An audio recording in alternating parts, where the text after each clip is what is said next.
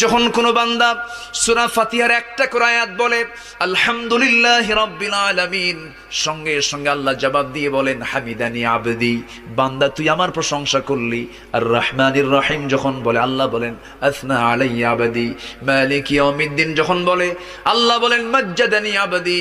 এরপরে যখন বলে ইয়াকা না'বুদু ওয়া ইয়াকা নাস্তাঈন পর্যন্ত যখন বলে আল্লাহ বলেন বান্দারে তুই আমার কাছে কি চাস, প্রাণ খুলে চারে বান্দা। ইহদিনাস সিরাতাল মুস্তাকিম থেকে শুরু করে নিয়া ওয়ালাদ-দাল্লিন পর্যন্ত যখন বান্দা বলে তখন আল্লাহ বলেন বান্দা নামাজের মধ্যে এমন প্রেমের খেলা খেললি বান্দা, তুই যা চাইলি সব আমি আল্লাহ কবুল করলাম। ওই বান্দা যখন রুকুতে যায় আল্লাহ তখন অস্থির হন।